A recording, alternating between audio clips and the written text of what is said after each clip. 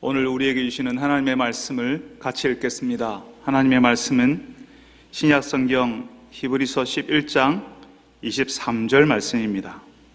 신약성경 히브리서 11장 23절 한 절입니다. 제가 가진 성경은 신약성경 365쪽, 신약성경 365쪽 히브리서 11장 23절 말씀을 다 같이 한 목소리로 읽도록 하겠습니다. 시작. 믿음으로 모세가 낳았을 때에 그 부모가 아름다운 아이임을 보고 석 달 동안 숨겨 왕의 명령을 무서워하지 아니하였으며. 아멘. 주님, 이제 저희들이 이 위태로운 시대에 주께서 우리에게 어떤 믿음을 요구하시는지, 어떤 믿음을 보여주시려 하시는지 주님 주의 말씀을 통해 들으려 합니다. 우리의 귀를 열어, 우리의 마음을 열어 하나님께서 하시는 말씀을 들을 수 있게 하여 주옵소서. 하나님께서 무엇 원하시는지, 그래서 우리가 어찌해야 하는지 다시 한번 아는 시간, 깨닫는 시간 되게 하여 주옵소서. 예수님의 이름으로 기도합니다. 아멘. 얼마 전에 2021년 대한민국 출산율에 대한 통계청의 발표가 있었어요. 한 가정당 0.81명이랍니다. 그러니까 한 가정에 아이 한 명도 제대로 안 낳는다는 보고예요. 2021년도 출산율이었는데요. 2020년 출산율은 0.84명이었습니다. 근데 1년 만에 더 떨어진 거죠. 더 안 낳는다는 거죠. 일단은 결혼해서 아이를 가져야 하는데 우리나라 젊은 세대들 가운데 결혼하는 커플이 해마다 줄어들고 있습니다. 작년에 결혼한 커플이 20만이 안 됐답니다. 19만 3천 쌍이라고 하는데요. 이게 2020년보다 한 10% 줄어든 수치라고 합니다. 그러니까 10%가 줄었다는 겁니다. 1년 만에. 결혼하는 나이도 점점 늦어지고 있어요. 꼭 결혼해야 하나 하고 결혼하지 않는 사람들도 늘어나고 있어요. 결혼을 늦게 하거나 하지 않고 결혼해서도 뭐 아이를 가져야 하나, 둘이 살기도 바빠듯한데 우리끼리 잘 살자 하는 이런 분위기가 사회적으로 넘쳐나는 거죠. 아이들에게 들어가는 비용, 거기에 들어가는 시간, 뭐 이런 것들을 생각해 보니까 우리에게는 현실적으로 아이 양육이 힘들겠다 해서 출산하기를 꺼려하는 부부들이 많아진다는 겁니다. 아이를 낳기로 하는 부부라도 결혼이 늦으니까 산모들이 첫 아이를 낳는 나이가 평균적으로 32.6세랍니다. 거의 33세가 다 되어서 아이를 낳는다는 거죠. 그러니까 아이 하나 낳고 나서 그 아이에게 조금 집중하다 보면요, 금방 30대 중반이 되는데 의학적으로 만 35세가 지나면 노산으로 본답니다. 물론 35세가 넘어도 건강한 아이를 낳을 수 있어요. 근데 어차피 출산이 늦었으니까요, 아이 하나를 낳고 나서는 둘, 셋 낳는 것은 피하는 분위기가 된다는 거죠. 이런 식으로 계속 가면요, 우리나라 인구 감소를 넘어서 우리의 멸절이 찾아옵니다. 벌써 우리나라는 작년 출생한 아이들 수가 26만 명이라는데 사망하는 숫자보다, 우리나라에 나이 많아서 돌아가시는 그 어른들의 숫자보다 적습니다. 새로 태어난 아이가. 인구가 시간이 갈수록 감소하는 자연 감소로 가기 시작했다는 말입니다. 인구가 감소한다는 말은요, 우리에게 익숙한 사회가 얼마 후에는 사라진다는 말이에요. 여러분들은 고향하면 옛날에 자연 풍경, 소를 몰고 가던 그런 시절을 떠올리는 어른들이 많으신데요, 이제는 그게 사라졌다는, 지금 벌써 사라졌잖아요, 그죠? 앞으로 계속 그게 더 많이 사라지고 없어진다는 이야기입니다. 일단 대도시가 아닌 지역, 농촌, 산간 지역은요, 사람들이 살지 않는 지역이 될 거고요, 있더라도 청년들은 없고 고령의 어른들만 있는 지역이 될 겁니다. 지금 중장년들이 들어있는 연금은 뒤를 받쳐주는 젊은 세대들이 점점 줄어드니까 고갈 시기는 훨씬 빨라질 거고요. 대도시 중심 지구가 아닌 지역의 부동산 가격은 점점 하락 곡선을 그리겠죠. 급격한 곡선을 그리겠죠. 학생들이 사라지니까. 지금도요, 우리 주변에 있는 초등학교의 1학년 반 보세요. 그전엔 10개 반, 7개 반, 6개 반, 지금 3개 반, 2개 반입니다. 학생들이 사라지니까 어린이집도 줄어들고요, 유치원 사라지고요, 학교들은 줄을 이어서 규모를 줄이거나 없어지게 될 겁니다. 대도시에만 존재하는 게 되겠죠. 학교? 여기는 없고 대도시에만 있는 것. 그러니까 아이를 낳은 부모들은요, 대도시로 가야지만 교육을 할 수 있어요. 그러니까 또 대도시로 갈 것이고, 대도시로 갈 수 없는 부모들은 출산을 꺼려하겠죠. 악순환이 되는 겁니다. 교회 공동체는요, 예수 믿는 사람들은 어떻게 되겠습니까?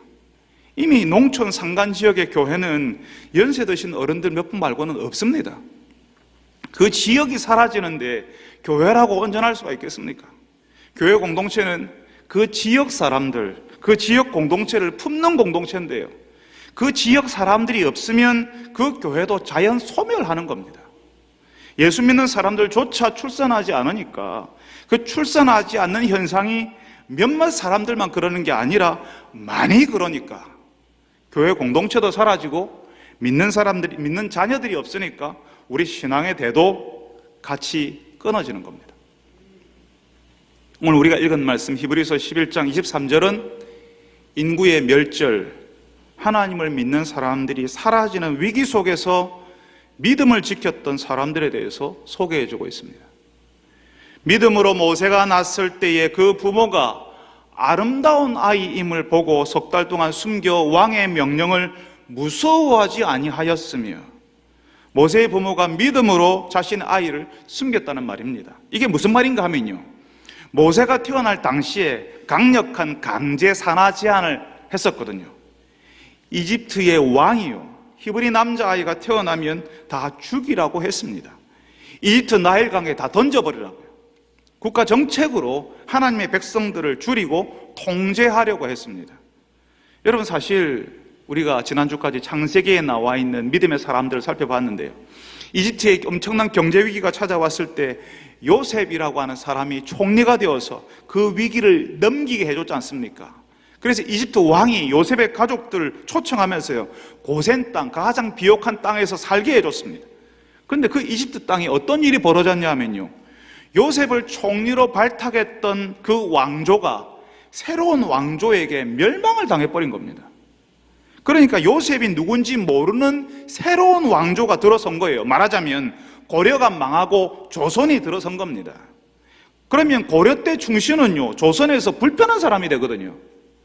이전 왕조와 좋은 관계를 맺었던 요셉과 그 후손들은 새로운 왕조에서는 눈에 가시와 같은 존재가 될 수 있는 겁니다. 순식간에 전혀 다른 세상이 되어버린 거죠.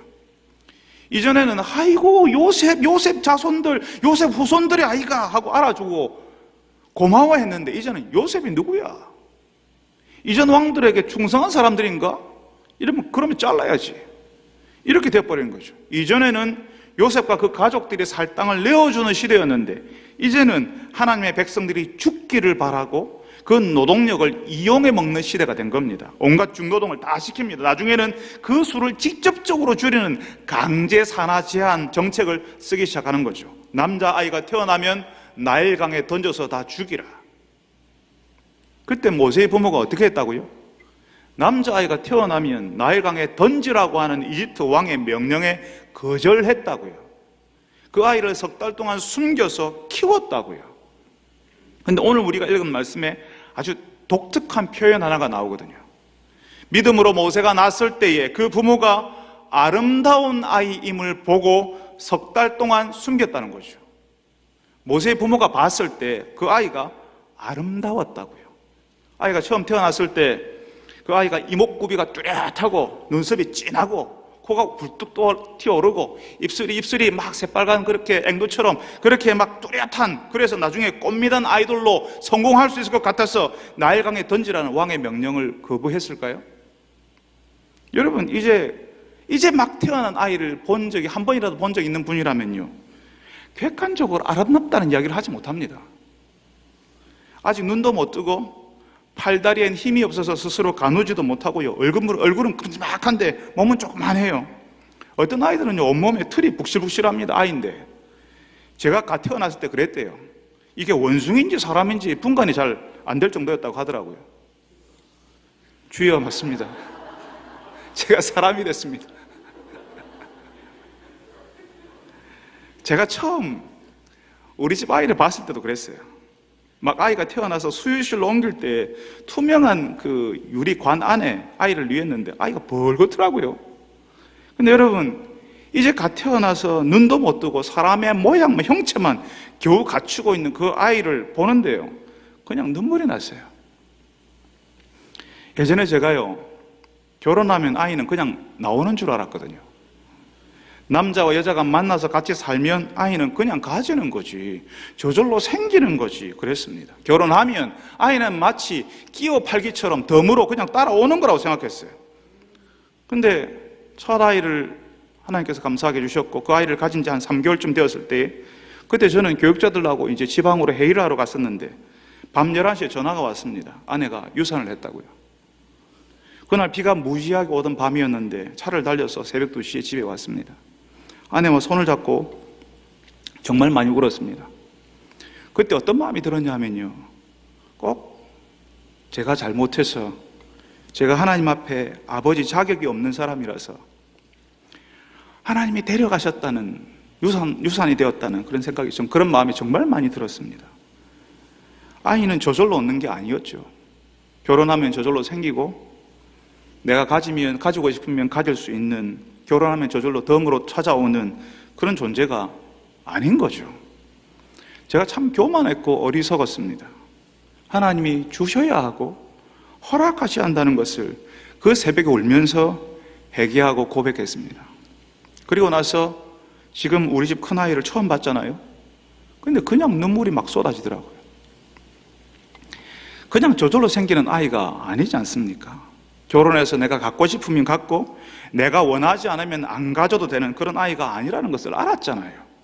하나님께서 내게 주신 아이이니까, 하나님께서 내게도 아이를 주셨다는 사실이, 내게도 아이를 주셨다는 사실이 깨달아지니까 그 아이가 감격스럽더라고요. 그냥 바라보는데 눈물이 막 흐르더라고요. 모세의 부모는 아이를 죽이라는 그 혹독한 시대에 믿음으로 아이를 본 거죠. 아이를 패대기 쳐버리라고 하는 시대 속에서 하나님이 주시는 아이를 어떻게 품어야 하는지 믿음으로 알았던 거죠.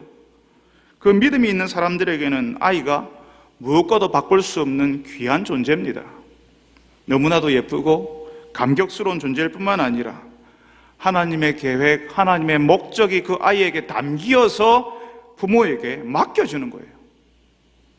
우리 시대의 고민이, 부모들이 고통하는, 부모들이 힘들어하는 그 고민이 그 아이를 통해서 해결되는 일이 일어납니다. 하나님께서는 모세 부모 시대의 고통을 모세를 통해서 해결할 계획을 세우셨습니다. 모세의 부모는 자신의 아이에게 담겨진 하나님의 계획, 하나님의 목적이 있을 거라고 믿었던 거죠. 내 속으로 낳았으니까 내 마음대로 해도 돼, 내 아이잖아가 아니라 하나님이 주신 생명, 하나님의 맡기신 아이라는 사실을 믿음으로 알았습니다. 그래서 아이를 보았을 때에 아름다웠던 거죠. 너무나도 예쁘고 감격스러웠던 겁니다. 여러분, 믿음으로 우리의 아이들을 바라보지 않으면요, 자꾸 우리 시대의 눈으로 아이를 바라보게 됩니다. 아이를 나일강에 던져버리라고 하는 이집트 왕의 소리가 크게 들리고요, 아이를 패대기 쳐버리라고 하는 우리 시대의 소리가 크게 들립니다. 아이를 가지면 내 경력에 단절이 되잖아. 아이를 키우는데 요즘 비용이 얼마나 드는 줄 아냐? 아이를 낳으면 내 몸이 망가지고 내 젊음이 사라지는데 꼭 아이를 낳아야 돼? 어차피 비용이 많이 들어서 제대로 키우지 못할 바에는 안 낳고 말지. 이런 이야기들이 우리 귀에 크게 들리는 세상에 우리가 살고 있습니다. 아이가 짐이고 내 경력, 내 성취를 막아서는 걸림돌이라고 생각하게 만들어요. 아이의 아름다움이 보이지 않고 하나님의 그 생명에 담아주시는 그 아름다움을 보지 못하는, 하나님의 계획, 그 목적을 보지 못하게 하는 거죠. 여러분, 저는 시간이 지날수록 아이들의 아름다움을 더 깊이 느낍니다.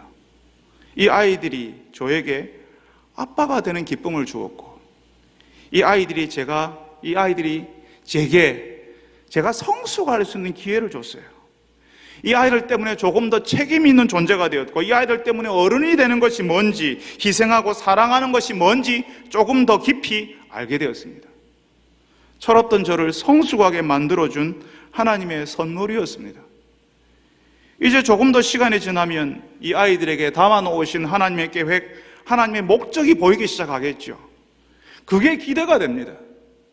비록 아버지 인생을 똑같이 살지는 않겠지만 하나님께서 허락하시는 어떤 길을 걸어갈 것인가 하는 것이 그렇게 기대가 됩니다. 그 아이들 때문에 내가 가고 싶은데 못 갔고, 내가 하고 싶은 일 못했고, 그 아이들에게 들어간 비용이 얼마나 되는데, 그런 거 한 번도 생각해 본 적이 없습니다. 여러분도 그러셨잖아요. 우리가 믿음으로 우리 아이들을 보아야 합니다. 나를 가로막고 내 인생을 힘들게 하고 내 경력을 단절하게 하는 존재라고, 내 경력을 단절하게 만드는 그런 존재라는 우리 시대의 소리에 굴복하지 말아야 하는 겁니다. 비록 모세의 부모가 경험했던 그 혹독했던 시대, 히브리서 성도들이 경험했던 그 박해의 시대는 아니라 할지라도 우리는 참 교묘하게 우리 믿음의 후손들을 포기하라는 소리를 들으면서 살고 있습니다. 이런 시대 정신에 아이를 낳는 것 자체가 믿음이에요. 그 아이를 위해 나의 세월을 내어주는 것이 믿음인 거죠. 내 인생 내가 살고 내 인생 내 행복권을 추구할 권리가 나한테 있어 라고 하는 것이 아니라 그 아이를 위해 나의 세월을 내어주는 것이 믿음이라고요. 사랑하는 여러분, 특별히 결혼 정년기에 들어선 청년 여러분, 믿음으로 하나님이 주시는 아이들의 아름다움을 보는 분들이 되시기를 바랍니다. 하나님이 허락하시는 그 아이가 내 인생 무너뜨리는 것이 아니라 내 인생에 이룰 수 있는 그 어떤 성취보다 귀한 것임을 알고 그 아이에게 여러분의 세월을 내어주는 믿음의 사람들이 되시기를 바랍니다. 아마 어떤 분들은 그러실 거예요. 목사님, 요즘 아이들 키우는데 얼마나 드는지 아십니까? 부동산 가격이 하늘 높은 줄 모르고 치솟는데 제대로 된 집, 제대로 된 환경에서 자녀를 키우려면 이제 경제활동을 시작한 젊은 부부들에게 가능한 일이겠습니까? 세상 물정 너무 모르시는 거 아닙니까? 여러분, 제가 왜 모르겠습니까? 저도 생활인인데요.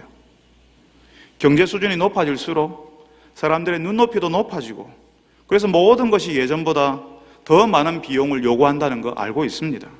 요즘은 아이들 유모차도 중고차 한 대 값이라면서요. 그래서 제법 많은 사람들이 차라리 우리 둘이 맞벌이 하면서 아이 없이 살자. 그래서 더블 인컴, 수입은 2배로 하고 노 키즈, 아이들은 없이 딩크족이라고 부르더라고요. 아니 최근에는요, 결혼도 하지 마. 직장 번듯하게 있는데 왜 골치 아프게 결혼 관계 속으로 들어가냐고, 그냥 내가 번 건 나를 위해서 쓰면 되지 하는 사람들이 점점 많아지고 있습니다. 시대가 바뀌었다는 거죠. 시대가 바뀌었는데 목사님 언제적 이야기를 지금도 하십니까? 원시인입니까 우리가? 여러분, 그거 모르는 거 아닙니다. 오늘 이 말씀을 하시는 하나님께서요, 모세의 부모 이야기를 하시는데요, 바로 그 시대가 엄청나게 바뀌는 격변의 시대였습니다. 출산과 양육을 하면 엄청 고통을 당하고 손해를 보는 시대였어요. 요셉을 알지 못하는 새로운 왕조가 들어서서 인구를 의도적으로 줄이려고 하잖아요. 남자아이가 태어나면 나일강에 던져버리라고 하는 칙령을 내립니다. 그렇게 하지 않으면 불이익이 찾아오는 거죠. 그 사이에 엄청난 변화가 찾아온 겁니다. 결혼하지 않고 아이를 갖지 않으면 괜찮아요. 그나마 견딜 수 있어요. 결혼해서 아이를 낳으면 모든 것이 고생스럽고 어려운 환경으로 바뀌었다고요. 근데 오늘 말씀에 모세의 부모는 어떻게 했다고요? 믿음으로 모세가 낳았을 때에 그 부모가 아름다운 아이임을 보고 석 달 동안 숨겨 왕의 명령을 무서워하지 아니하였으며, 그 시대의 소리, 아이를 패대기 쳐버리라고 하는, 아이를 날강에 던져버리라고 하는 그 시대의 변화에 순응하지 않았다는 말입니다. 자칫하면 이런 시대니까, 형편이 이러니까 결혼하지 말자, 아이를 낳지 말자, 낳아도 그 아이를 포기해버리자, 이럴 수 있는데, 모세의 부모는 오히려 아이를 포기하라는 왕의 명령을 거부했다고요. 하나님이 주시는 그 아이를 품기로 했다는 거죠. 하나님께서는 그걸 오늘 우리에게 믿음이라고 알려주십니다. 시대가 이러니 결혼하지 말자, 아이 낳지 말자, 혹시 잘못해서 낳았다면, 잘못해서 가졌다면 포기하자, 그런 소리를 거부하는 것이 믿음이고 하나님이 주시는 생명임을 받아들이는 것이 믿음이라는 겁니다. 한 2년이 조금 더 지난 것 같은데요, 수요 기도회 시간에 잠깐 이 말씀을 가지고 함께 나눴어요. 제가 총회 선교부에 회의가 있어서 올라간 적이 있었는데요, 거기서 목사님 세 분과 식사를 했어요. 한 목사님께서 자신의 딸 이야기를 하시는데요, 딸이 학교 선생님이신데 운동을 그렇게 열심히 한다는 겁니다. 제가 무슨 운동을 하냐고 물었어요. 그러니까 필라테스를, 요즘 필라테스 유행을 하는 것 같습니다. 필라테스를 그렇게 열심히 한다더라고요. 아, 그러냐고. 요즘 젊은 여성들이 자신의 몸 관리를 위해서 다들 그렇게 운동하는 거지 하고 저 혼자 생각을 하고 있는데요, 그 목사님께서 자기의 딸이 운동을 그렇게 열심히 하는 이유가 뭔지를 알려주시는 겁니다. 그 목사님 딸이 운동을 열심히 하는 이유가요, 아이 낳을 몸을 만들기 위해서 열심히 한다는 겁니다. 아이 낳을 몸을 만들기 위해서. 저는 그때까지 그런 이야기를 들어본 적이 없거든요. 아이 낳을 몸을 만들기 위해서 운동을 열심히 한다, 필라테스를 열심히 한다고. 결혼 정년기의 여성들이 아이를 낳기 위해서, 아직 혼처도 정해지지 않았는데 아이 낳을 몸을 만들기 위해서 운동을 열심히 한다는 이야기를 듣고요, 그 목사님의 딸이 굉장히 존경스러웠습니다. 정말 존경스러웠어요. 와, 도대체 어떤 사람이 자신이 결혼해서 아이를 낳기 위해서 자신의 몸을 저렇게 만든다는 말인가. 근데 몇 개월 전에 드디어 그 목사님 딸이 결혼했어요. 아이를 낳기 위해서, 하나님께 주시는 아이, 그 생명을 품을 몸을 만들기 위해서 운동을 하던 그 자매는 결혼을 위해서 자신의 배우자를 어떤 눈으로 봤을까요? 하나님을 모르는, 하나님이 주시는 생명에는 관심이 없는 사람과 결혼하고 아이를 낳고 키우면 비용도 많이 드니까 우리끼리 잘 살자는 그런 결정을 내렸을까요? 저는 그 가정이 참 기대가 됩니다. 그 젊은 부부에게서 태어날 아이가 참 기대가 됩니다. 하나님의 계획과 목적을 담은 아이, 이 시대의 고통을 해결할 아이가 태어났으면 좋겠다는 기대를 합니다. 근데 제가 목사님 세 분하고 식사를 했다고 했지 않습니까? 목사님 딸이 아이를 낳으려고 운동을 열심히 한다니까 다른 목사님이요, 자신을 결혼을 앞둔 자녀들에게 다른 아무것도 부탁하지 않고 딱 하나만 부탁했다라고 하는 거죠. 그 목사님의 아이들은 다 결혼을 했는데 딱 하나만 부탁했다는 거죠. 그래서 그게 뭐냐고 물어보니까요, 자녀를 셋 이상을 낳아달라고 부탁했다는 겁니다. 그런 부탁을 하신 분이 선교사님이셨거든요. 당신도 자녀를 셋 낳으셨고 그 자녀들도 자녀들을 다 셋 낳으셨어요. 사실 이런 이야기는요, 우리 시대 젊은 사람들에게는 말도 안 되는 이야기고요, 잘못 들으면 굉장히 비인간적인 이야기처럼 들을 수 있어요. 여성이 자기 몸을 위해서 운동을 하지 누가 아이 낳을 몸을 위해 만들기 위해서 운동을 하겠어요? 그건 우리 시대 정서가 아닌 겁니다. 우리 시대에 누가 아이 셋을 낳으라고 한다고 해서 낳겠습니까? 그런 말을 하는 시부모가 있으면요, 시부모가 갑질하는 거라고 인터넷에 댓글이 수천 개, 수만 개는 달릴 겁니다. 도대체 요즘 시대에 그런 부모가 어딨냐고. 근데 제가 말씀드렸죠, 제가 목사님 세 분하고 식사를 했다고. 마지막 한 분 남은 분이요, 결혼한 자신의 자녀들에게 아이를 셋 낳아달라고 당부를 했는데 넷을 낳았다는 겁니다. 뭐 이런 분들이 다 있죠. 우리 시대는요, 아이를 낳지 않는다고 다들 걱정하는데요, 정작 젊은 사람들은 아이를 낳다가 몸이 망가지고 아이를 키우다가 경력이 단절되고 망가진다고 아이를 낳지 않는 것을 잘하는 거라고 생각을 해요. 근데 도대체 어떤 20대, 30대들이길래 자녀를 낳아달라는 부모의 말을 듣고 아이를 셋, 넷을 낳고 아직 결혼하지도 않은 선생님인데 아이를 낳을 몸을 만들기 위해서 운동을 그렇게 열심히 해요? 그럼 모세는 그 시대의 소리를 듣지 않는 부모에게서 출생을 했습니다. 이집트 왕의 소리를 듣지 않고 하나님이 주시는 생명의 아름다움에 집중하는 믿음의 부모에게서 믿음의 다음 세대가 출현하게 하셨습니다. 하나님께서 우리 시대의 어려움을 헤쳐나가고 믿음의 다음 세대를 일으킬 사람이 어디서 나오게 하시겠습니까? 믿음으로 하나님이 주시는 생명을 품을 준비를 하는 사람들이에요. 믿음으로 하나님이 주신 것을 기쁘게 기꺼이 받아들이는 사람에게 그런 믿음의 다음 세대가 나오는 거죠. 우리 시대에 출산하겠다는 것 자체가 믿음이라고 했죠. 그래야 인구 감소, 인구 절벽, 믿음의 세대가 절멸하는 것에서 벗어날 수 있습니다. 여러분, 얼마 전에 저는 부모의 허세에 대해서 말씀드린 적이 있었는데요. 부모인 내가 자녀들 앞길을 다 준비해주고 다 돌봐주고 보호해 주어야 한다는 생각이 부모의 부질없는 생각, 허세라고 말씀드렸습니다. 그런 허세가 있으니까 이런 시대에 이만큼 교육비가 들어가고 아파트니 거주 비용이 많이 들어가고 그래서 아이를 가질 수 없다, 제대로 잘 키울 수 없을 것 같으면 차라리 낳지 말자, 키우지 말자, 이런 생각을 가지는 거라고요. 그게 다 허세라고요. 하나님이 주시고 그 생명에 하나님의 계획과 목적을 담으셨습니다. 그리고 잠시 부모에게 맡겨두시지만 결국 하나님께서 이끌어 가실 겁니다. 부모가 할 수 없는 것을 하나님이 하실 거라고요. 여러분, 그러니까 이 시대의 소리를 듣지 말고 하나님께 기도하십시오. 하나님이 주시는 선물을 열어볼 기대를 한번 가져보십시오. 자녀는 아직 포장이 뜯어지지 않은 리본이 예쁘게 묶여져 있는 선물과도 같은 존재입니다. 하나님께서 우리에게 예쁘게 포장을 내서 그 위에 리본 장식을 달아서 우리에게 허락하셨습니다. 그 안에 뭐가 들어있는지 아직 몰라요.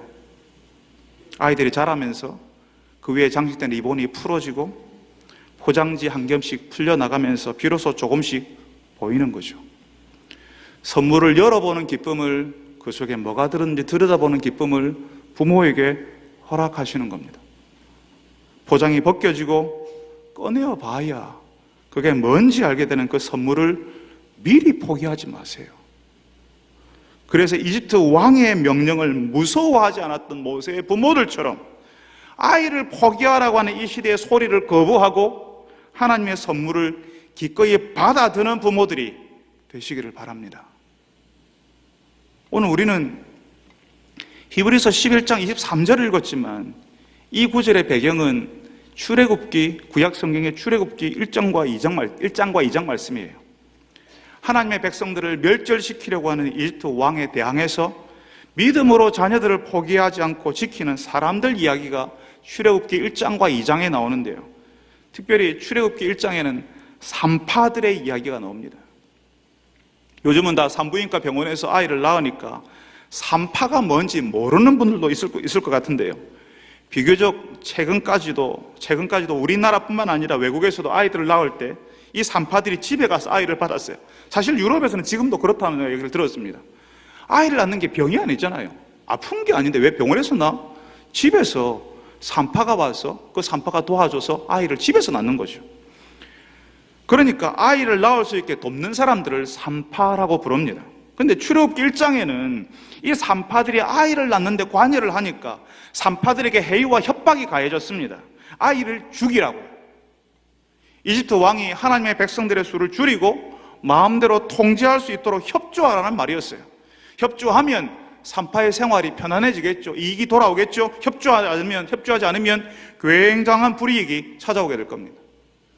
그렇지만 방금 말씀드린 이 출애굽기 1장에서는 그 산파들이 이집트 왕의 명령을 따르지 않습니다.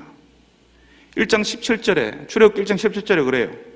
그러나 산파들이 하나님을 두려워하여 애굽 왕의 명령을 어기고 남자 아기들을 살린지라. 산파들이 아이들을 죽이라고 하는 명령을 받았지만 오히려 살렸다고 합니다. 그 이유가 산파들은 하나님을 두려워했다고요. 이 말이 하나님이 더 무서워서, 하나님의 벌이 더 무서워서 벌벌 떨면서 어쩔 수 없이 하나님을 택했다는 게 아닙니다. 하나님의 말씀이 옳고 하나님이 더 크신 분이라는 사실을 알기 때문에 하나님께서 원하시는 것을 따랐다는 거죠. 기꺼이 그렇게 하는 거예요. 그래서 출애굽기 1장 20절에는요 그 산파들에게 어떤 복이 주어졌는지를 보여주는데, 하나님이 그 산파들에게 은혜를 베푸시니 그 백성은 번성하고 매우 강해지니라. 죽이려고 하는 국가 정책으로 그 인구를 줄이려고 통제하려고 하는 그 상황 속에서 백성들은 번성하고 더 강해졌다고 하는 거죠. 믿음의 백성들의 수를 줄이고 싶은데 그 산파들 때문에 오히려 백성들이 번성하고 강해지는 겁니다. 그 산파가 받았던 그 아이들이 잘 자라는 거죠. 그 위협의 시대에, 그 죽음의 시대에 이 아이들이 잘 자란다는 말이에요. 산파들에게 주신 은혜는 자기가 받아주었던 그 아이가 잘 자라는 겁니다. 이 험한 세상에서 아이를 죽이려고 하는 저 살기등등한 이집트 왕의 폭정 안에서 이 아이가 살 수 있을까? 차라리 안 낳는 게, 이 아이가 그냥 뭔가 철이 들기 전에, 고통의 시간들을 경험하기 전에 그냥 차라리 먼저 죽어버리는 게 낫지 않을까 하는 생각은 하나님을 모르는 사람들의 생각입니다. 생명 주시는 분이 하나님이시고 그 생명 하나님께서 책임지시는 겁니다. 여러분, 우리 시대야말로 모세가 태어나던 그 시대의 산파들이 필요한 때입니다. 부모들만이 아니라 아이를 살게 하는 또 다른 어른, 부모들만이 아니라 아이들을 살게 하는 또 다른 어른들, 또 다른 믿음의 사람들이 필요하다고요. 저는 조금 전에 종회선교부에 4명의 목사, 저를 포함해서 4명의 목사가 밥 먹으러 갔다는 이야기를 드렸습니다. 출산을 위해서 운동하는 청년, 여자 청년 아이를 셋 낳으라고 했는데 넷을 낳아버렸다는 그런 이야기를 거기서 들었다고 했죠. 저 빼고 나머지 3분이요, 다들 이야기거리를 하나씩 갖고 있잖아요. 저는요, 우리 집에도 애가 셋입니다, 아들 2에 나이 많은 큰딸 하나 있습니다, 뭐 이런 말 못하잖아요. 그래서 우리 교회 이명원 집사님 아이가 5입니다 라고 저도 한 달이 걸치려고 하는데, 아이 낳기 위해서 못 만든다고 하는 그 딸의 아버지 목사님께서요, 자신의 교회에 출석하는 성도 이야기를 하시는 거예요. 산부인과 의사 선생님이신데 그 교회 성도들의 출산을 다 돌봐주신다더라고요. 그분이 처음 개업 일을 할 때부터 낙태 수술은 하지 않겠다라고 마음을 먹었답니다. 아마 그 산부인과에서 낙태를 안 해준다고 하면 낙태를 해주는 다른 데를 찾아가서 하는 사람들이 많겠죠.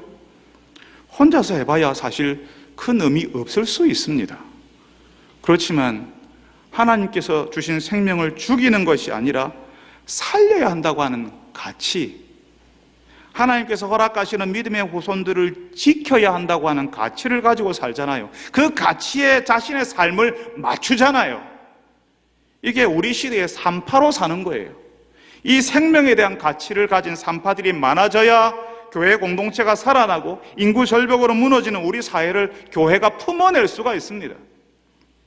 우리 시대 정부가요, 인구 절벽이 온다고 출산율이 사상 최악이라고 해서 지방자치단체들마다 아이 낳으면 장려금 얼마, 그래서 우리 교회 청년 하나는 대구에서 안 살고 저 딴 데로 간대요. 좀 잘 나가는 그런 동네로 간대요. 왜냐하면 거기에 자녀들에게 주는 보조금이 많다고 그쪽으로 가겠대요.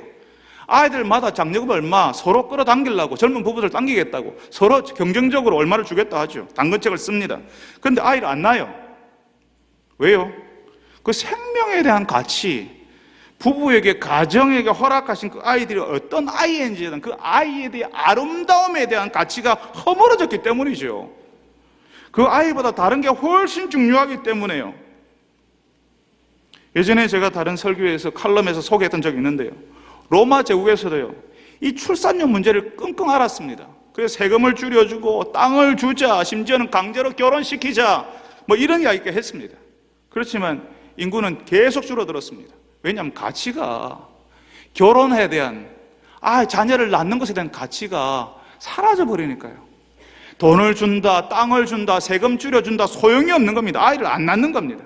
그래서 군인이 없어서요, 야만족들을 용병으로 쓸 수밖에 없었고요, 나중에 그 야만족들에게 로마 제국에 멸망당합니다. 생명이라는 가치, 다음 세대를 일으키겠다는 소망, 그리고 그 아이들을 위해서 헌신하겠다고 하는 그 가치를 회복하지 않는 한 쪼그라드는 인구와 신앙의 다음 세대 문제를 해결할 수 없습니다. 여러분, 이 일은 하나님을 믿는 산파들이 해결할 수 있습니다. 우리가 산파가 되어야 됩니다. 저는 우리 시대에 결혼을 피하는 사람들이 있다고 말씀드렸지만, 성경에서는 결혼하지 않고 스스로 하나님 앞에서 홀로 사는 독신의 은사를 받은 분들이 있습니다. 그리고 실제로 우리 역사 속에, 교회 역사 속에 홀로 사는 독신의 은사를 받았던 분들이, 또 독신으로 살겠다고 결단한 분들이 교회를, 공동체를, 또 그 시대의 예수신앙의 가치를, 예수신앙의 빛을 비춘 사람들이 정말 많습니다. 어려웠던 1900년 초 한국 사회에 들어와서 생명을 살리고 교회 공동체를 일으켰던 분들 중에 독신 선교사들이 많았습니다. 결혼하면 당연히 가정과 자녀들에게 그 시간을 내어주고 헌신해야 되는 거잖아요. 그렇지만 독신으로 사시는 분들은 자신에게 주어진 세월들을 다른 자녀들, 공동체에 속한 사람들에게 나누어 주는 겁니다. 결혼하지 않았기 때문에 가정에서, 교회에서 마치 문제가 있는 것처럼, 왜 결혼 안 하냐, 왜 결혼 안 했냐라고 묻는 질문에 고통당하는 분들이 많습니다. 결혼해서 믿음의 부모로서 자신의 자녀들을 품을 수 있지만 결혼하지 않고 산파가 되어서 생명을 낳고 지키는 일을 돕는 사람이 될 수 있습니다. 결혼하지 않는 것, 아직까지 결혼 안 한 것 이상한 것 아닙니다. 우리 중에 일어날 수 있는, 하나님 앞에서 받아들일 수 있는 내가 사는 삶의 방식 중에 하나라고 우리가 받아들여야 합니다. 아니, 오히려 가정을 가진 사람들보다 더 깊이, 더 전적으로 헌신할 수 있습니다. 1912년에 조선에 들어왔던 선교사 중에 서서평이라고 하는 분이 계십니다. 이분은 미혼 여성의 몸으로 조선에 선교사로 오셨어요. 그 당시는 16세, 17세면 다 결혼하는 나이였는데 이분은 조선에 오실 때 32이었어요. 그리고 평생 독신으로 나환자, 위혼모, 고아, 노숙인들을 돌보는 사람으로 살았습니다.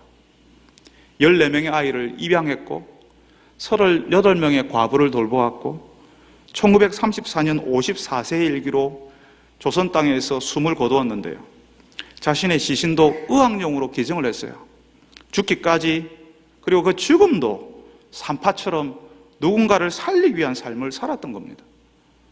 서서평 선교사님 같은 산파의 인생이 있었기 때문에, 여러분 1920년, 30년대가 어떤 시대입니까? 우리가 일제강점기에 소망이 없던 시대에, 그 암울했던 시대에 예수 믿는 사람들이 일어나고 살아날 수 있는 소망을 주었던 겁니다. 여러분, 우리 시대가요, 오늘 우리가 함께 보았던 이 산파들, 믿음으로 출산했던 그 믿음의 부모들이 필요합니다. 아이를 낳겠다고 아직 결혼도 하지 않았는데 출산을 위해 몸을 만드는 그 목사님의 딸 같은 청년들, 출산하지 않으려는 시대에 믿음의 후손들을 잘 길러내 보겠다고 아이를 셋넷을 낳는 그 젊은 부모들, 생명은 죽이는 것이 아니라 살리는 것이라는 가치를 지키는 산부인과 의사 선생님 같은 분들이 필요합니다. 독신으로 생명을 살리는 일에 뛰어들어서 산파의 삶을 사는 사람들이 있어야 우리 안에서 모세와 같은 사람들이 나와요. 그래야 우리 다음 세대도 제국에 대항하는 하나님의 공동체가 나올 수 있습니다. 여러분, 황제의 박해를 받던 히브리서 성도들에게 믿음으로 왕의 명령을 거부하던 모세의 부모 이야기를 하나님이 다시 끄집어내시는 거죠. 이 히브리서 11장에서 그때 그 사람들이 그랬다라고, 모세의 부모들이 그랬다라고, 이집트 왕의 명령을 거부했던 이 모세의 부모 이야기를, 황제의 명령을 거부하고 있는, 황제의 명령을 정면으로 거부하고 있는 이 믿음의 사람들에게 이야기를 해주는 겁니다. 그리고 어려운 시대에 시대 정신에 굴복하기 못쉬운 우리들에게 이 시대의 소리를 거부했던 모세의 부모 산파들의 이야기를 우리에게 다시 하시는 겁니다. 자칫하면 이 시대의 소리에 귀를 기울이기 쉬운데, 사랑하는 여러분들이 생명을 지키고 함께 양육하는 산파들이 되어주시길 바랍니다. 결혼하지 않아도, 출산해보지 않았어도 하나님이 주시는 생명의 그 소중함을 믿음으로 깨닫고 출산을 돕는 일, 우리 곁에 허락하신 아이들을 믿음으로 함께 키우는 일에 참여하는 여러분들이 되시기를 바랍니다.